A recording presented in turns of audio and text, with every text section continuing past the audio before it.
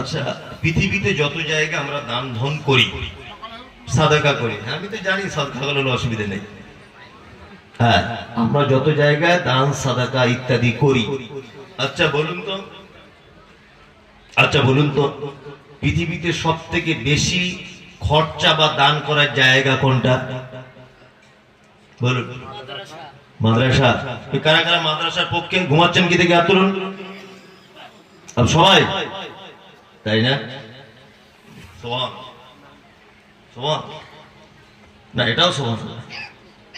শুনুন, আপনারা যেটা বলেছেন এটা একেবারে যে ঠিক তা নয়, আর পুরোপুরি যে ভুল তা বলছি।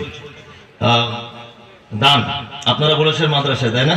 আর আমি কোরআন দিয়ে প্রমাণ করব, তার অসুবিধা নেই, ওসব প্রশ্ন অসুবিধা নেই। আমি কোরআন দিয়ে প্রমাণ করব কাকে কোন জায়গায় খরচা করা সব থেকে উত্তম, এটা কোরআন দিয়ে প্রমাণ করি।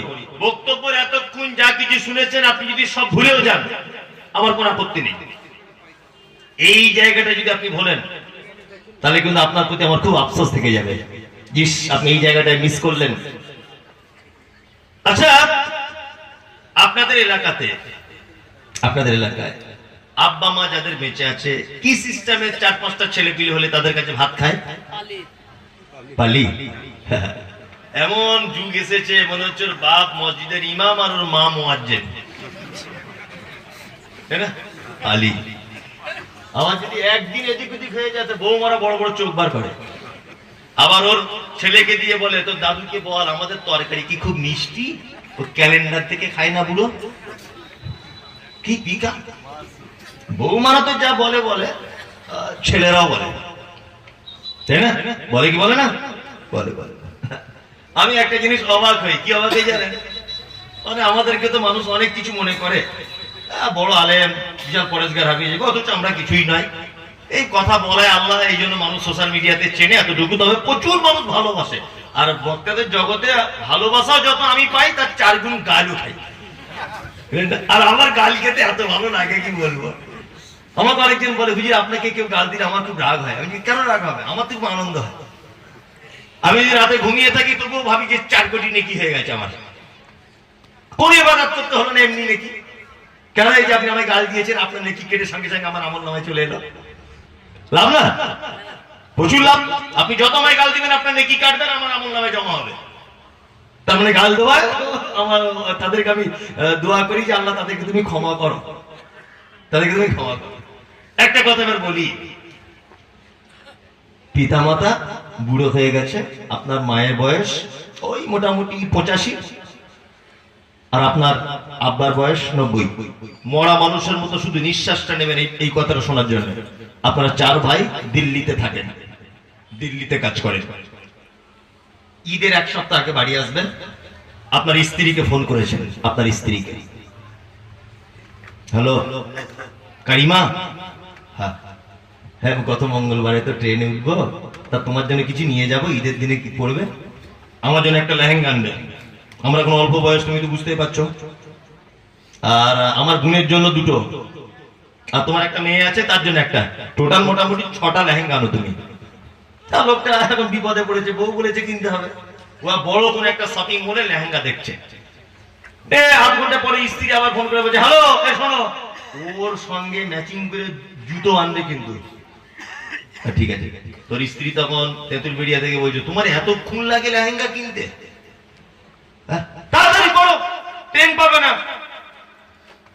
তখন ওই লোকটা বলছে শপিং মল থেকে, তোমাদের জন্য সব কেনাকাটা রেডি, তোমার আমার আব্বার জন্য ঈদের দিনে পড়বে বলে একটা পাঞ্জাবি আর লুঙ্গি, আর মায়ের জন্য শাড়ি আর ব্লাউজ কিনছে আর সায়া।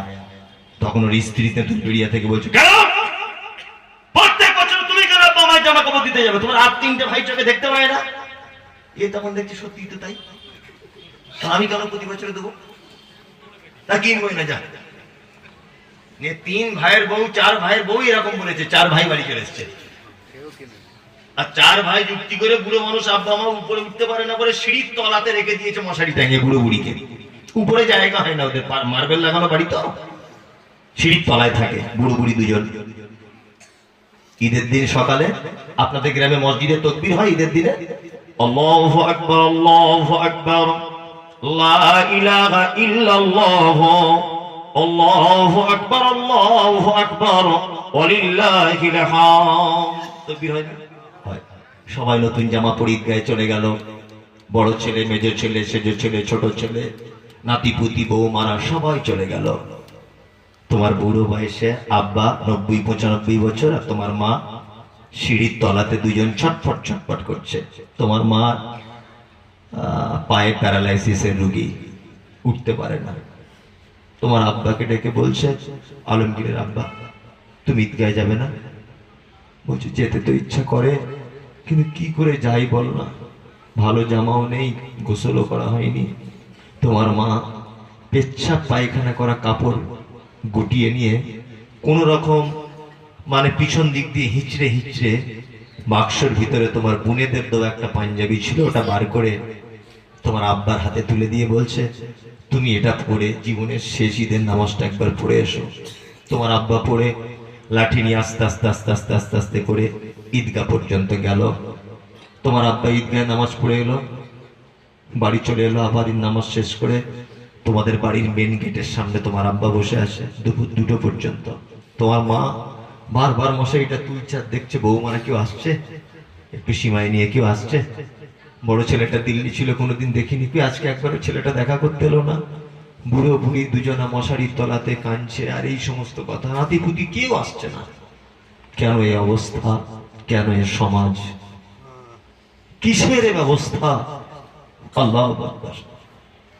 আজকে উচিত ছিল 4 ভাই, 2 ভাই আব্বার বগলের তলা দিয়ে দুজন ধরবে, একজন আব্বার লুঙ্গি ধরে থাকবে, আর একজন আব্বার লাঠিটা নেবে, 4 জন মিলে আতর মাখিয়ে পরিষ্কার পরিচ্ছন্ন গোসল করে ঈদগাহে সবার আগে বাপের পাশে 4 ভাই বসে থাকবে। এটা উচিত ছিল তাদের। তাদের উচিত ছিল 4 বৌমা প্যারালাইসিস শাশুড়িকে গোসল করিয়ে দিয়ে, ভালো করে মাথা চিড়িয়ে, ভালো করে নারিকেল তেল দিয়ে হাতের নখগুলো কেটে গ্লিসারিন সাবান মাখিয়ে শাশুড়িকে চেয়ারে বসিয়ে রাখবে। নাতিপুতিরা সবাই দেখতে আসবে আমার দাদিকে। এটা উচিত ছিল।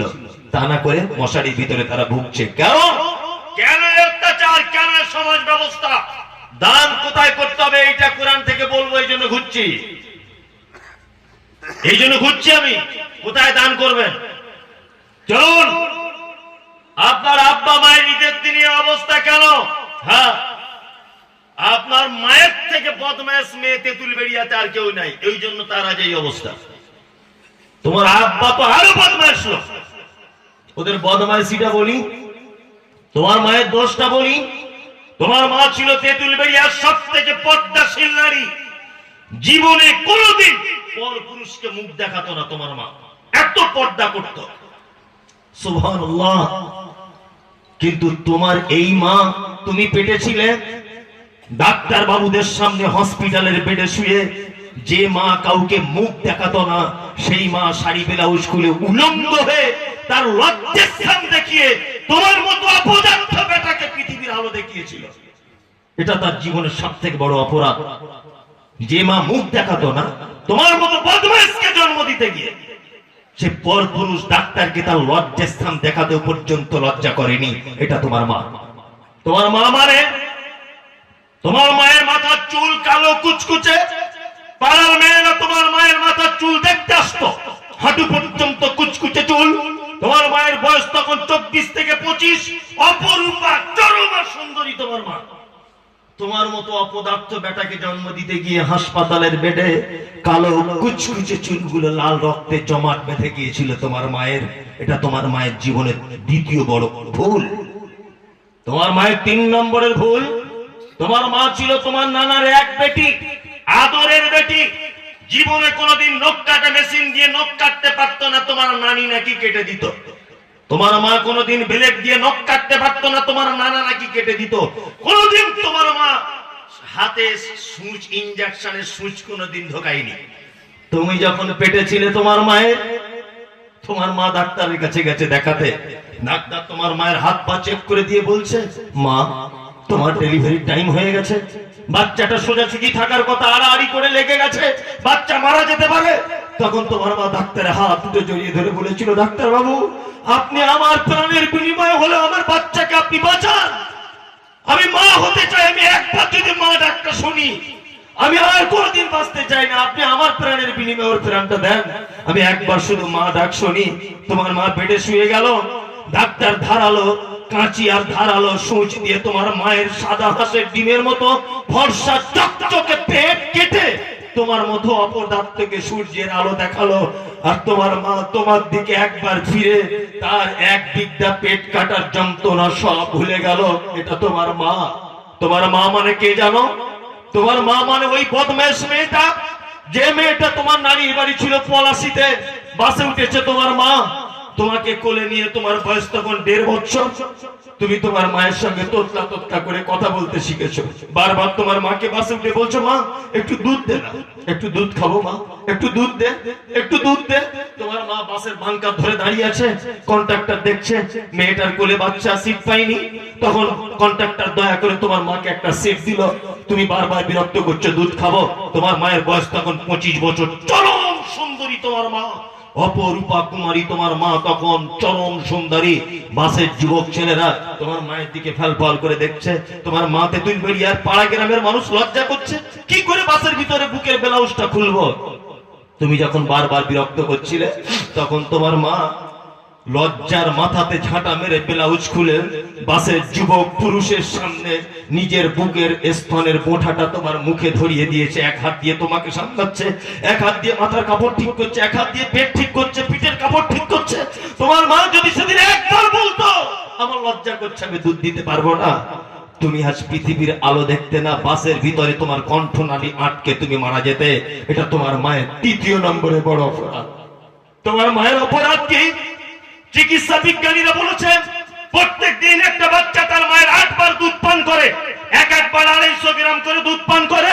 কোরআনের ভাষাতে 30 মাসের কাছাকাছি দুধ পান করাতে হয়। তোমার মা নিঃস্বার্থে 30 মাস তোমাকে দুধ পান করিয়েছে, 1 টাকা নেয়নি। এটা তোমার মা।